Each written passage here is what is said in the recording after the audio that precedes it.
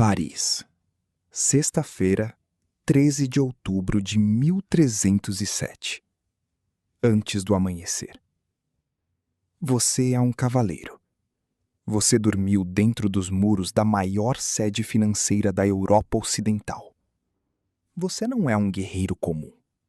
Você é membro de uma ordem que existe há quase 2 séculos, que lutou em cruzadas, que construiu fortalezas do Mediterrâneo à Escócia, que empresta dinheiro a reis e financia guerras que decidem o destino de nações inteiras. Você acorda com o som de portas sendo arrombadas.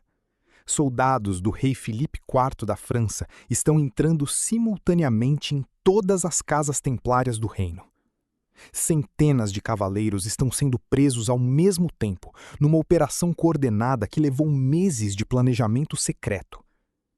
As acusações são absurdas. Heresia, adoração de ídolos, ritos obscenos, negação de Cristo. Você sabe que as acusações são falsas. Você também sabe exatamente por que está sendo preso. O rei da França está quebrado e a Ordem do Templo é seu credor. O que aconteceu com os Cavaleiros Templários não é uma história sobre religião. Não é uma história sobre conspirações ocultas ou tesouros escondidos, embora a indústria do entretenimento tenha faturado bilhões vendendo exatamente isso. É uma história sobre dinheiro. Sobre o que acontece quando uma instituição privada acumula poder financeiro suficiente para ameaçar o poder soberano de um Estado. Sobre o mecanismo pelo qual o Estado elimina qualquer entidade que controle algo que o Estado quer controlar. É uma história que se repetiu em 1307, em 1694, em 1913 e que os documentos sugerem está se repetindo agora. Jerusalém, 1119. 8 cavaleiros franceses se apresentam ao rei Balduíno II de Jerusalém com uma proposta incomum.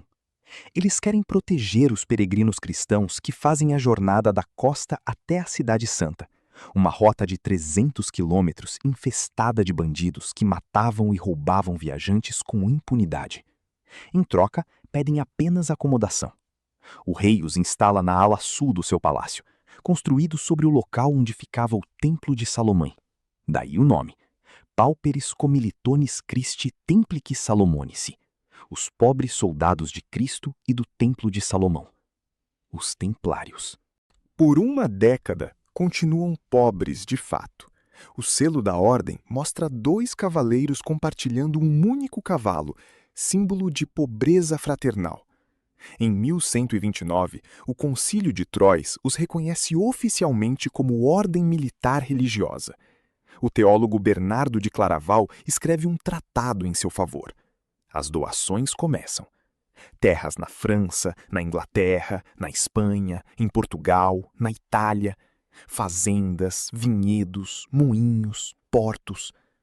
Dentro de 50 anos, a Ordem do Templo é a maior proprietária de terras da Europa Ocidental depois da Igreja Católica. Mas não é a terra que os torna indispensáveis. É o que descobrem sobre dinheiro. O problema do peregrino medieval é um problema logístico, com consequências fatais. Para fazer a peregrinação a Jerusalém, você precisa de dinheiro, muito dinheiro, para passagem de navio, para alimentação ao longo de meses de viagem, para hospedagem, para impostos locais, para emergências. Um peregrino inglês de classe média precisava carregar o equivalente a 1 ou 2 anos de renda. Carregar esse dinheiro fisicamente era uma sentença de morte. As estradas europeias e as rotas marítimas estavam cheias de ladrões. Chegar ao porto com suas economias intactas era um milagre. Chegar a Jerusalém, 4.000 quilômetros depois, com dinheiro suficiente para a jornada de volta, era praticamente impossível. Os templários resolveram esse problema com uma elegância que os economistas do século XX chamariam de genial. O sistema funcionava assim. Você chega à casa templária mais próxima da sua cidade na França, na Inglaterra, em qualquer lugar da Europa. Você deposita seu dinheiro. Em troca, recebe um documento, uma letra de crédito, que descreve o valor depositado em código, usando uma cifra que só os templários conheciam. Você viaja com o documento ao longo da rota em qualquer casa templária, e havia casas em dezenas de cidades ao longo do caminho até Jerusalém. Você apresenta o documento e recebe o valor correspondente em moeda local. Nenhuma moeda física circulando. Nenhum risco de roubo. Uma rede de transferência de valor que funcionava do Atlântico ao Mediterrâneo Oriental. Isto era uma carta de crédito. Era uma letra de câmbio. Era, em termos funcionais, o primeiro sistema bancário internacional da história ocidental. A inovação era tão revolucionária que os próprios templários levaram tempo para entender o que haviam criado. Porque o que eles criaram não era apenas um serviço para peregrinos. Era a infraestrutura financeira. Reis precisavam financiar guerras. Guerras custavam mais do que qualquer tesouro real podia sustentar por conta própria. Os templários podiam mobilizar capital de toda a Europa, dos depósitos de peregrinos, das rendas das suas propriedades, dos retornos dos seus empréstimos, e canalizá-lo para quem precisasse, onde precisasse, quando precisasse. Luís VII da França financiou a Segunda Cruzada parcialmente através dos templários.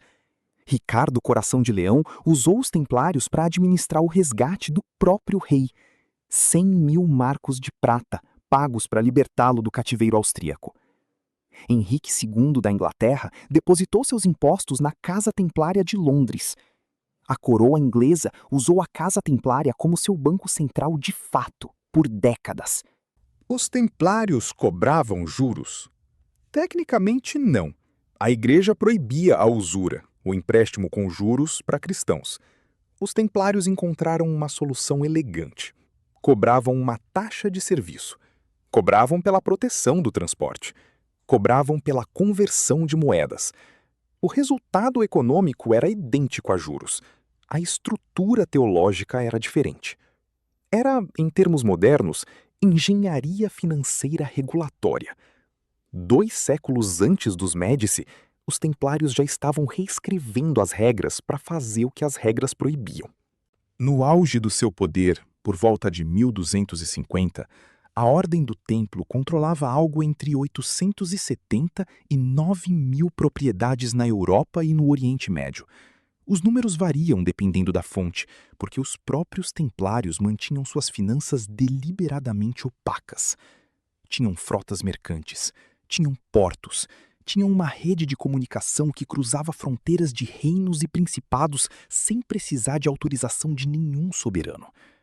E aqui está o detalhe que os livros de história raramente enfatizam com a clareza que merece. Os templários não prestavam contas a nenhum rei. Por bula papal de 1139, a Omnidatum Optimum, do Papa Inocêncio II, a ordem estava isenta de impostos locais, de jurisdição de bispos regionais, de obrigações feudais com senhores locais. Respondiam diretamente e apenas ao Papa. Na prática, isso significava que a maior instituição financeira da Europa Ocidental operava fora do alcance de qualquer soberano temporal. Um rei podia tributar os mercadores da sua cidade, podia taxar a nobreza das suas terras, podia cobrar pedágio nas suas estradas. Não podia tocar nos templários.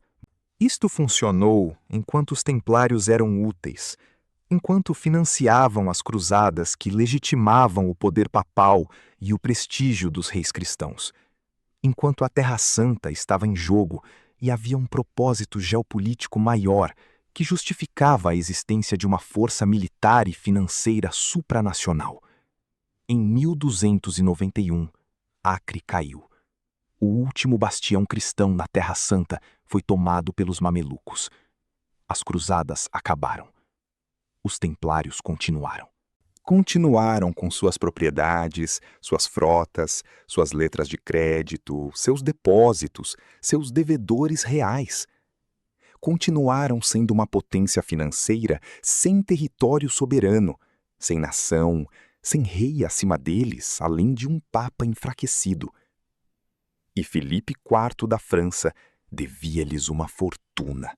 Felipe IV, chamado pela história de Felipe o Belo, pela sua aparência física, e chamado por seus contemporâneos de coisas piores pela sua política, era o rei mais poderoso da Europa Ocidental em 1300 e estava tecnicamente falido. Guerras contra a Inglaterra, guerras contra Flandres, uma corte cada vez mais cara, uma administração real em expansão, tudo isso custava mais do que a França produzia em impostos. Felipe havia já expulsado os judeus da França em 1306, confiscando suas propriedades e cancelando as dívidas que os nobres franceses deviam a credores judeus. Um precedente conveniente. Os templários eram o próximo credor lógico. Mas os templários não eram judeus sem poder político. Eram uma ordem militar, com fortalezas, cavaleiros treinados e a proteção nominal do Papa. Uma expulsão simples não funcionaria. Filipe precisava destruí-los. Destruir não apenas a organização, destruir a legitimidade. Tornar impossível que qualquer autoridade, incluindo o Papa, defendesse sua sobrevivência. O plano levou anos de preparação. Filipe recrutou ex-membros da ordem dispostos a testemunhar falsamente. Construiu um dossiê de acusações suficientemente perturbadoras para provocar horror público. Heresia, sodomia, adoração de uma cabeça chamada Bafomete, cuspir na cruz durante rituais de iniciação. As acusações eram projetadas não para ser verdadeiras, mas para serem impossíveis de defender publicamente. Na madrugada de sexta-feira, 13 de outubro de 1307, os arqueiros de Felipe estavam posicionados em cada casa templária da França. 2.000 cavaleiros foram presos numa única manhã. O que acontece depois é um manual que reis, ditadores e governos modernos consultaram implicitamente durante 7 séculos. Sob tortura, e as atas dos interrogatórios sobreviveram nos arquivos do Vaticano, abertas aos pesquisadores desde 2003. Dezenas de templários confessaram as acusações. Confissões obtidas sob tortura são juridicamente inúteis. Em 1307, eram suficientes. O Papa Clemente V, um francês, eleito com o apoio de Felipe, residente em Avignon sob influência francesa, vacilou, resistiu brevemente e então cedeu. O Concílio de Vienne de 1312 dissolveu oficialmente a Ordem do Templo. Suas propriedades foram transferidas, nominalmente para a Ordem do Hospital. Na prática, muitas foram absorvidas pela coroa francesa. Jacques de Molay, o último grão-mestre dos Templários, recantou sua confissão obtida sob tortura. Foi queimado vivo em Paris em março de 1314, numa ilha no meio do Sena, em frente à Catedral de Notre-Dame. Segundo a tradição, não verificável historicamente, mas documentada em múltiplas crônicas contemporâneas, Molé gritou das chamas que Filipe e o Papa morreriam dentro de 1 ano. Clemente V morreu 33 dias depois. Filipe IV morreu 8 meses depois, de causas que os médicos da época não souberam explicar. Tinha 46 anos. A maldição de Molay entrou para o folclore europeu. A destruição financeira da Ordem do Templo entrou para a história como o precedente de como o poder soberano elimina competidores financeiros quando não consegue controlá-los. Aqui está o padrão que os documentos revelam.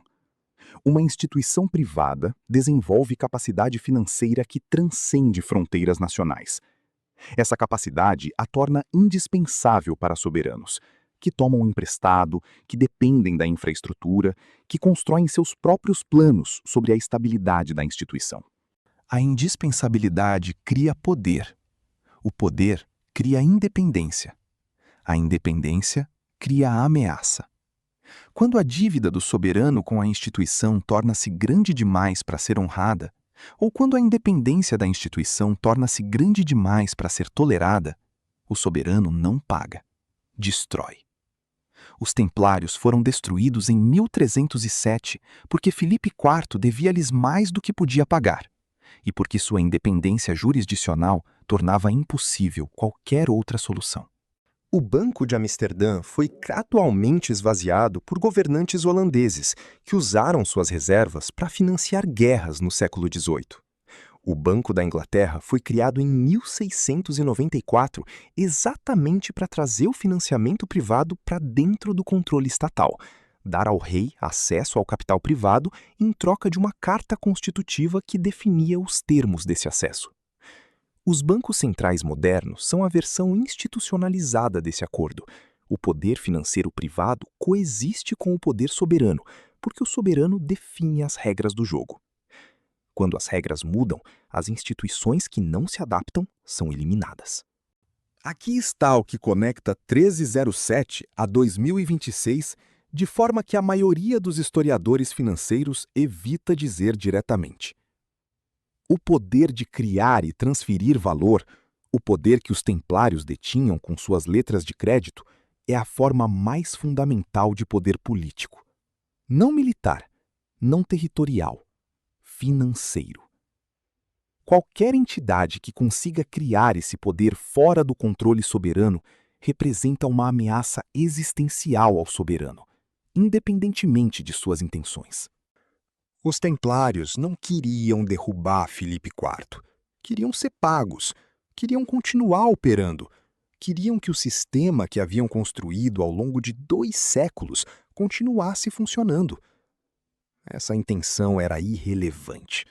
O poder que detinham era incompatível com a sobrevivência política de Filipe.